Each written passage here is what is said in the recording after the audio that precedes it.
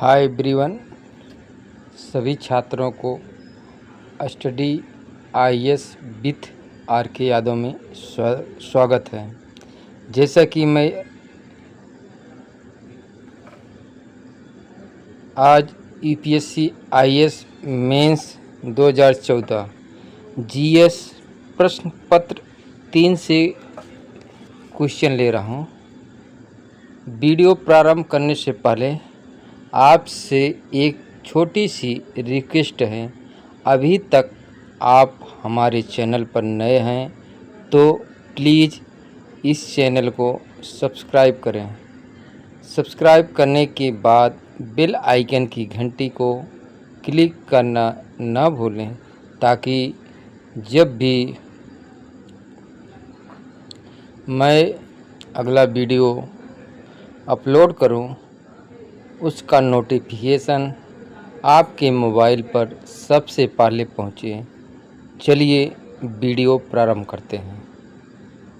दोस्तों, ये UPSC IAS mains 2014 GS paper 3 से क्वेश्चन है।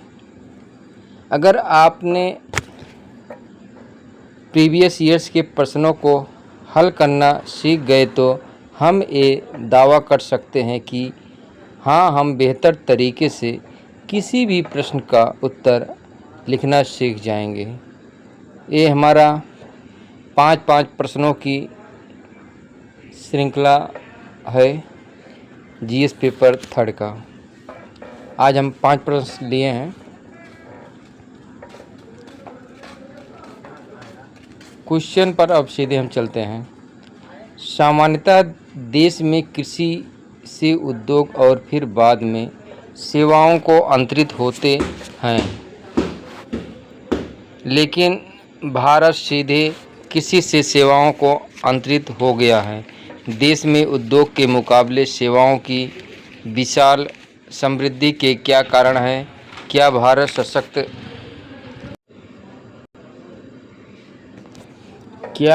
भारत सशक्त औद्योगिक आधार के बिना एक विकसित देश बन सकता है? 200 शब्दों में हमें इसका उत्तर देना है। सबसे पहले हम भूमिका पर चलते हैं। इंट्रोडक्शन। हम प्रश्न के अकॉर्डिंग जैसा क्वेश्चन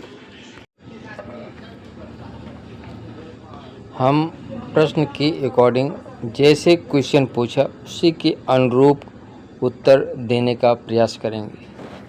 हाँ, हम सीधे चलते हैं भूमिका पर।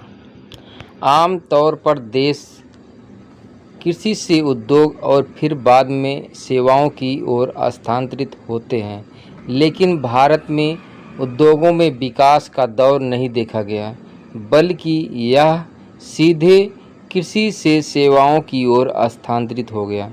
इसे इस प्रकार कहा जा सकता है, भारत में समय पूर्व विऔद्योगीकरण अर्थात देश में औद्योगिक क्षेत्र के अपनी पूरी क्षमता तक पहुंचने से पूर्व ही गिरावट का दौर का सामना करता है।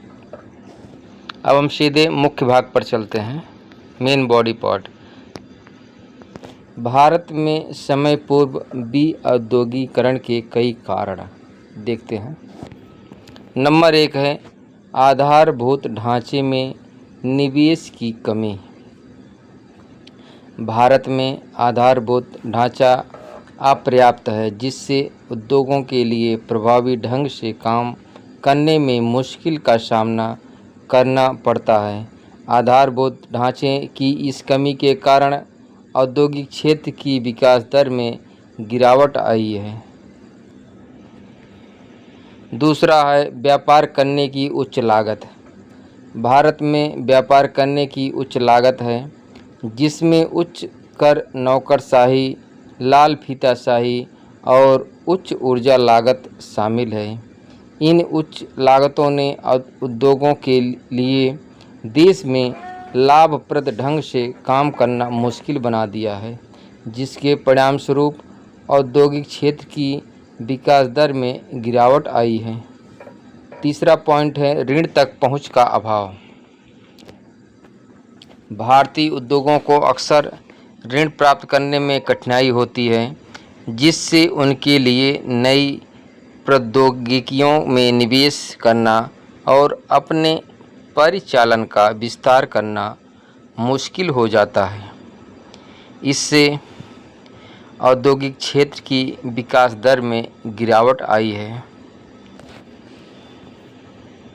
समय से पहले विऔद्योगीकरण से सकल घरेलू उत्पाद की वृद्धि में गिरावट, गरीबी में वृद्धि और बेरोजगारी में वृद्धि हुई है।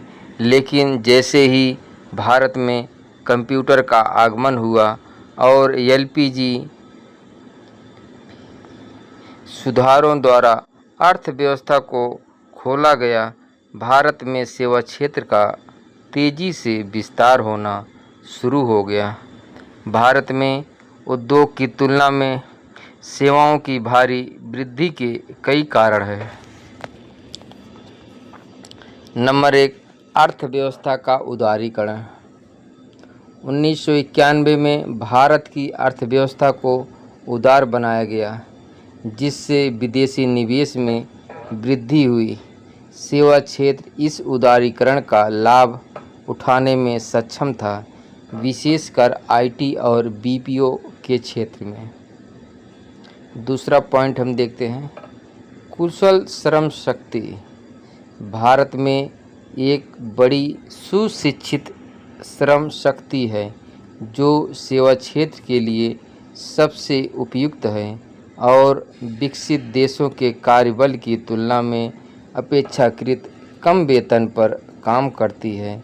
सेवा क्षेत्र विशेष रूप से आईटी और बिजनेस प्रोसेस आउटसोर्सिंग बीपीओ क्षेत्र इस कुशल श्रम बल का लाभ उठाने में सक्षम है।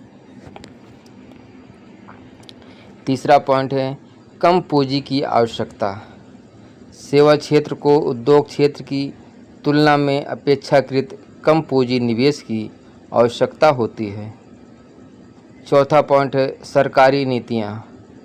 भारत सरकार ने सेवा क्षेत्र के विकास को समर्थन देने के लिए कई नीतियाँ लागू की हैं, जिनमें कर छूट, सब्सिडी और बुनियादी ढांचे में निवेश शामिल है। एक मजबूत औद्योगिक आधार को देश के विकास का एक महत्वपूर्ण संकेतक माना जाता है, क्योंकि यह अधिक रोजगार के अवसर सृजित कर सकता है, उत्पादकता बढ़ा सकता है और अधिक विविध अर्थव्यवस्था बना सकता है। यह उन लाखों युवाओं को रोजगार दे सकता है जो जनसांख्यिकी लाभांश के कारण उभरे हैं और कम उत्पादकता के कारण कृषि से दूर जा रहे हैं। उनके पास सेवा क्षेत्र के लिए कौशल नहीं है। उद्योगों में इस तरह के रोजगार से भारत में समाज के सभी वर्गों के बीच विकास अधिक संतुलित हो सकेगा। अब हम निष्कर्ष पर चलते हैं। इसलिए यद्यपि भारत एक मजबूत औद्योगिक आधार के बिना एक विकसित देश बन सकता है, लेकिन यह अत्यधिक असमान होगा। अधिक संतुलित, मजबूत और समावेशी विकास प्रदान करने के लिए एक मजबूत औद्योगिक आधार होना देश की सतत प्रगति के लिए आवश्यक है। अब हम अगले प्रश्न पर चलते हैं। जिस समय हम भारत के जनसांख्यिकी लाभांश डेमोग्राफिक डिविडेंड को शान से प्रदर्शित करते हैं, उस समय हम रोजगार योग्यता की पतनशील दरों को नज़रअंदाज कर देते हैं। क्या हम ऐसा करने में कोई चूक कर रहे हैं?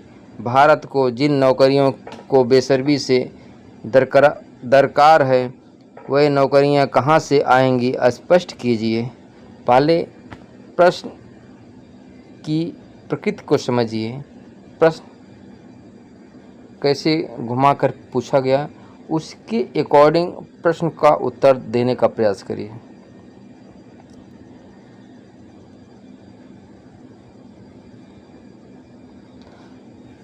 अब हम सीधे भूमिका पर चलते हैं। जनसांख्यिकी लाभांश तब होता है जब कुल जनसंख्या में कामकाजी उम्र के लोगों 15 वर्ष से 64 वर्ष का अनुपात अधिक होता है, क्योंकि यह इंगित करता है कि अधिक लोगों में उत्पादक होने और अर्थव्यवस्था के विकास में योगदान करने की क्षमता है। भारत में अभी बहुत युवा आबादी है, अतः उम्मीद है कि युवा आबादी भारतीय अर्थव्यवस्था के अगले स्तर के विकास को आगे बढ़ाएगी। और लेकिन जब हम जनसांख्यिकी लाभांश का दिखावा करते हैं तो ऐसे प्रमुख मुद्दे हैं जो बाधा के रूप में कार्य करते हैं। इनमें सबसे बड़ा और गंभीर मुद्दा बेरोजगारी है। अब मुख्य भाग पर चलते हैं। भारत के जनसांख्यिकी लाभांश की चुनौतियाँ। नंबर 1 है कौशल की कमी। हालांकि जनसंख्या में शिक्षा का स्तर बढ़ा है, लेकिन आनुपातिक रूप से कौशल नहीं बढ़ा है। शैक्षिक मानक सैद्धांतिक ज्ञान पर अधिक ध्यान केंद्रित करते हैं और सार्थक शिक्षा, थोड़ा यहाँ टाइपिंग मिस्टेक हुआ है, सार्थक शिक्षा पूरी करने के बाद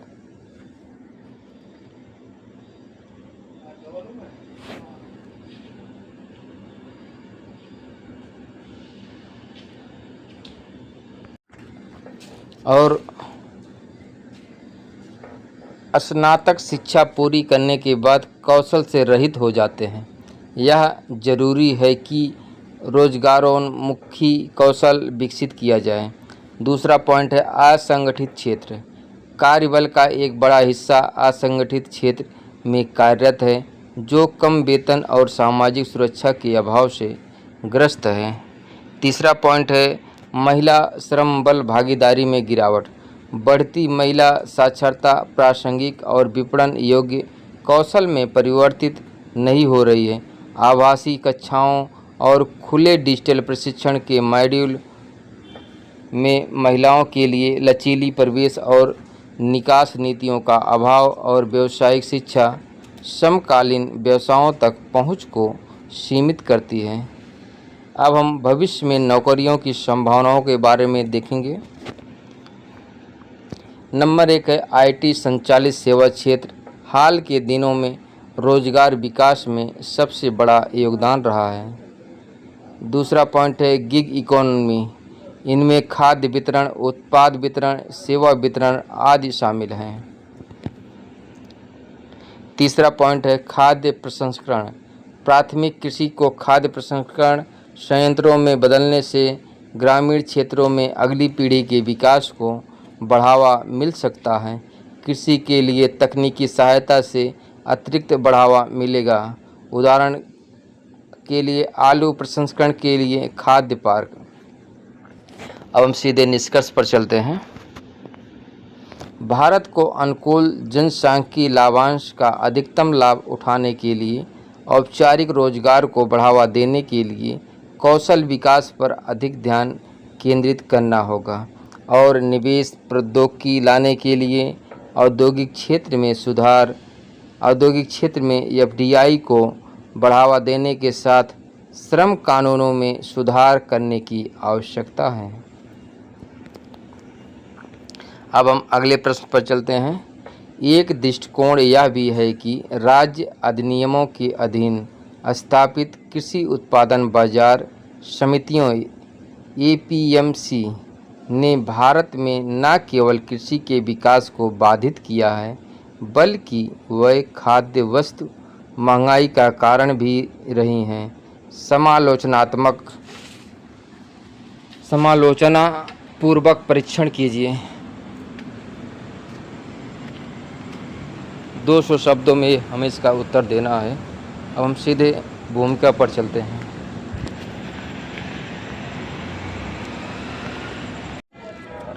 कृषि राज्य का विषय है और लगभग सभी राज्य सरकारों ने पारदर्शिता लाने और व्यापारियों के हस्तक्षेप को समाप्त करने के लिए 1950 के दशक में एपीएमसी अधिनियम लागू किया था। एपीएमसी अधिनियमों के तहत राज्यों को भौगोलिक रूप से बाज़ारों में विभाजित किया गया है, जिनकी अध्यक्षता बाज़ार समितियां करती हैं, और उस क्षेत्र में कोई भी उत्पादन बिक्री के लिए बाज़ार समिति में लाया जाएगा या असूचित कृषि उत्पादों पर लागू होता है, जो अलग अलग राज्यों में अलग अलग होता है, और आमतौर पर इसमें अधिकांश महत्वपूर्ण अनाज, सब्जियां और अन्य बागवानी उत्पाद शामिल होते हैं। अब मुख्य भाग पर चलते हैं। एपीएमसी समग्र सरकारी नीति का एक विस्तार है जो खाद्य सुरक्षा, किसानों के लिए लाभकारी मूल्य और उपभोक्ताओं के लिए उचित मूल्य की ओर निर्देशित है। हालांकि इस अधिनियम के लिए व्यापक धारणा यह है कि इसने कम से कम हाल के दिनों में लगभग हर घोषित उद्देश्य के विपरीत काम किया है। अब हम पॉइंट नंबर 1 देखते हैं। एपीएमसी का एकाधिकार। यह किसानों को बेहतर ग्राहकों से और उपभोक्ताओं को मूल आपूर्तिकर्ताओं से। अगला पॉइंट है एपीएमसी का एकाधिकार। यह किसानों को बेहतर ग्राहकों से और उपभोक्ताओं को मूल आपूर्तिकर्ताओं से वंचित करता है। इससे किसानों के लिए खेती कम लाभदायक हो जाती है। दूसरा पॉइंट है कार्टेलाइजेशन। यह अक्सर देखा जाता है कि एपीएमसी में एजेंट एक साथ मिलकर एक कार्टेल बनाते हैं और जानबूझकर खुद को ऊंची बोली लगाने से रोकते हैं। उपज को चालाकी से कम कीमत पर खरीदा जाता है और ऊंची कीमत पर बेचा जाता है। एपीएमसी एजेंटों द्वारा सामान की जमाखोरी से खाद्य मुद्रास्फीति बढ़ती है। तीसरा पॉइंट है प्रवेश बाधाएं। इन बाज़ारों में लाइसेंस शुल्क अत्यधिक निषेधात्मक है। किसानों को कमीशन, विपणन शुल्क, एपीएमसी उपकर भी देना पड़ता है, जिससे लागत बढ़ जाती है। इससे कृषि के विकास में बाधा आती है और खाद्य मुद्रास्फीति का खतरा भी बढ़ जाता है। अब हम अगले चौथा पॉइंट है हितों का टकराव।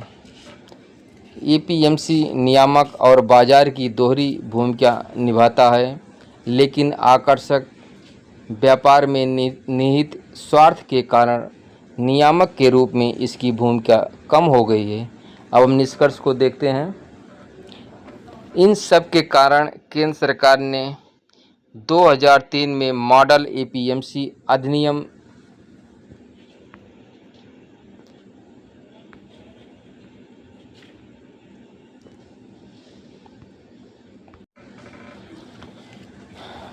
निष्कर्ष। इन सब के कारण केंद्र सरकार ने 2003 में मॉडल एपीएमसी अधिनियम तैयार किया।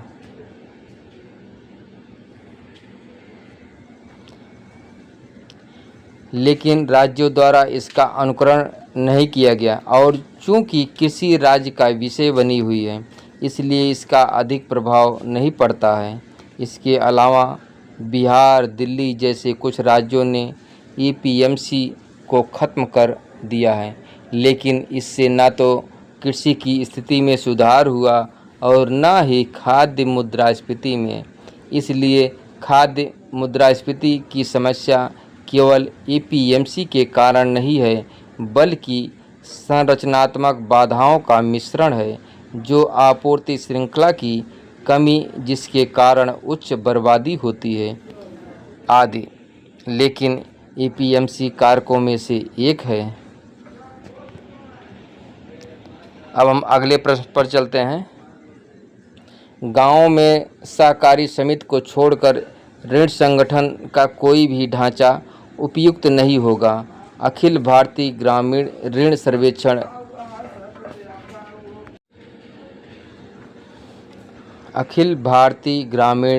सर्वेक्षण भारत में कृषि वित्त की पृष्ठभूमि में इस कथन पर चर्चा कीजिए। कृषि वित्त प्रदान करने वाली वित्तीय संस्थानों को किन बाध्यताओं और कसौटियों का सामना करना पड़ता है? ग्रामीण सेवार्थियों तक बेहतर पहुंच, और सेवा के लिए प्रौद्योगिकी का किस प्रकार इस्तेमाल किया जा सकता है। 200 शब्दों में हमें इसका उत्तर देना है। हम सीधे भूमिका पर चलते हैं। भारत सरकार ने कृषि और प्राथमिक क्षेत्र को ऋण देने को प्राथमिकता वाले ऋण के रूप में अनिवार्य कर दिया है और पिछले कुछ वर्षों में इसके लिए धन आवंटन में वृद्धि की है। हालांकि आरबीआई के अध्ययन के अनुसार प्राथमिक क्षेत्र के लिए आरक्षित ऋण उठाव का लगभग 3% ही छोटे और मध्यम किसानों द्वारा लिया जाता है और विस्तारित ऋण के सबसे बड़े लाभार्थी बड़े किसान और कृषि आधारित उद्योग हैं। अब हम मुख्य भाग पर चलते हैं। ऐसे कारण जिनकी वजह से बैंक कृषि को वित्त पोषित करने में सक्षम नहीं है। नंबर 1 पॉइंट है दस्तावेजों का अभाव। अधिकांश छोटे और सीमांत किसानों के पास केवाईसी के लिए कोई दस्तावेज नहीं है, जबकि बैंकों द्वारा ऋण प्रदान करने के लिए केवाईसी एक बुनियादी आवश्यकता है। सहकारी समितियों के पास पहले से ही किसानों का हर विवरण होता है और इसलिए वे जटिल दस्तावेज नहीं मांगते हैं। दूसरा पॉइंट है कृषि की अप्रत्याशितता। जब सुनिश्चित सिंचाई की कमी और मानसून की विफलता के कारण फसलें खराब हो जाती हैं तो परिणामी बेदखली और आत्महत्याएं ग्रामीण समाज में उच्च संकट का कारण बनती हैं। ऋण वसूली के लिए बैंकों द्वारा बेदखली की जाती है, जबकि सहकारी समितियां वसूली के लिए अन्य तरीके निकालने का प्रयास करती हैं। तीसरा पॉइंट है स्थानीय साहूकार अत्यधिक सुलभ हैं। हरित क्रांति तकनीकों के लिए पूंजीगत व्यय में वृद्धि की आवश्यकता होती है और इसे अपनाने के लिए निवेश की आवश्यकता होती है। इससे छोटे किसान ऋण के लिए स्थानीय साहूकारों पर निर्भर हो जाते हैं। भले ही वे उच्च ब्याज दरें लेते हैं, वे अत्यधिक सुलभ हैं और अक्सर बिना किसी गारंटी के ऋण देते हैं। चौथा पॉइंट है बैंक का सीमित लाभ। किसी ऋण से बैंकों को बड़ा वित्तीय लाभ नहीं होता है और अधिकांश संस्थान अपने ग्राहकों को पर्याप्त सेवाएं प्रदान नहीं करते हैं। कृषि छूट का भी जोखिम है, जिससे बैंकों के लिए वसूली करना मुश्किल हो जाता है। अब हम निष्कर्ष पर चलते हैं। ग्रामीण समाज को एक ऐसी वित्त पोषण प्रणाली की आवश्यकता है जो स्थानीय आवश्यकताओं और स्थितियों को ध्यान में रखें, जबकि गांव में औपचारिक बैंकिंग वांछित हैं। बैंकों को ग्रामीण ऋण के लिए उपयुक्त उत्पाद बनाने की पहल करनी चाहिए। प्रौद्योगिकी इस उद्देश्य के लिए सबसे बड़े उपकरण के रूप में कार्य कर सकती है।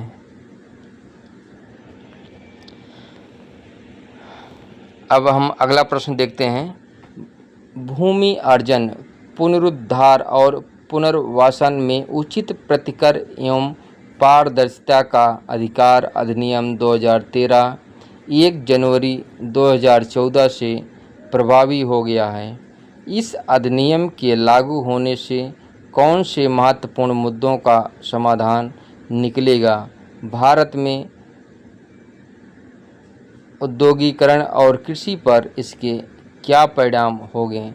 200 शब्दों में हमें इसका उत्तर लिखना है।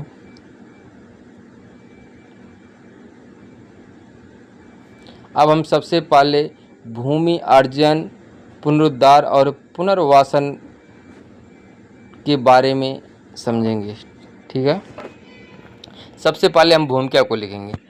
भूमि अधिग्रहण, पुनर्वास और पुनर्स्थापन में उचित मुआवजा और पारदर्शिता का अधिकार अधिनियम 2013 ने 1894 के पुराने भूमि अधिग्रहण अधिनियम को प्रतिस्थापित कर दिया।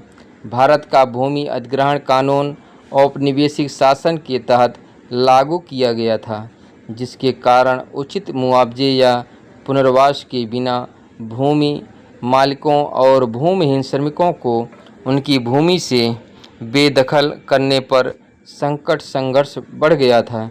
इससे LARR अधिनियम 2013 लागू हुआ। अब हम सीधे मुख्य भाग पर चलते हैं। नया अधिनियम कई मुद्दों को संबोधित करता है जो इस प्रकार हैं।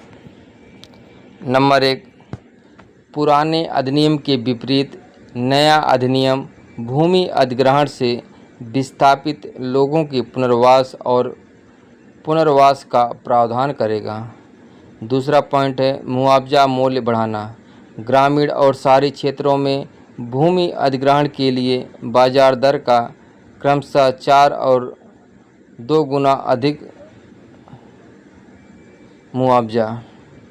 कृषि भूमि पर प्रतिबंध। सिंचित बहुफसली भूमि के लिए भूमि अधिग्रहण पर प्रतिबंध है। यह घटती कृषि भूमि के मुद्दे को संबोधित करता है। चौथा है जनजाति समुदायों के लिए विशेष सुरक्षा उपायों से जनजाति विस्थापन की समस्या का समाधान होने की उम्मीद है। औद्योगिकरण और कृषि पर इसका मिश्रित से लेकर नकारात्मक प्रभाव पड़ता है। नंबर 1, अब हम नकारात्मक प्रभाव देखते हैं। नंबर 1 है परियोजनाओं में देरी। सामाजिक प्रभाव मूल्यांकन की आवश्यकता और प्रत्येक अधिग्रहण के लिए 80% लोगों की सहमति से औद्योगिक परियोजनाओं के पूरा होने में देरी हो सकती है। दूसरा पॉइंट है व्यवहार्यता। मुआवजे की उच्च दरें उद्योगों और बुनियादी ढांचा परियोजनाओं को आर्थिक रूप से अव्यवहार्य बना सकती हैं। तीसरा पॉइंट है सिंचित बहुफसली भूमि के अधिग्रहण पर प्रतिबंध है। इसका कृषि पर सकारात्मक प्रभाव पड़ेगा। इस अधिनियम में प्रावधान है कि कृषि भूमि का अधिग्रहण करते समय चौथा पॉइंट है इस अधिनियम में प्रावधान है कि कृषि भूमि का अधिग्रहण करते समय राज्य को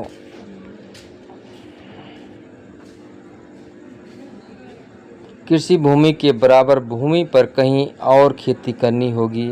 इस प्रावधान से कृषि को भी मदद मिलेगी। पांचवा पॉइंट है कृषि क्षेत्र के लिए आवश्यक बुनियादी ढांचा परियोजनाओं में देरी से कृषि विकास पर प्रतिकूल प्रभाव पड़ सकता है। अब हम निष्कर्ष पर चलते हैं। 2013 का LARR अधिनियम नागरिकों की आजीविका के पहले से मौजूद मौलिक अधिकार को प्रभावी बनाने के लिए लाया गया था। यह सुनिश्चित करता है कि आजीविका तब तक नहीं छीनी जाएगी जब तक कि यानी सार्वजनिक हित में न हो या प्रभावित नागरिकों को पुनर्वास न दिया जाए। Thank you. HDIS with RK Yadav.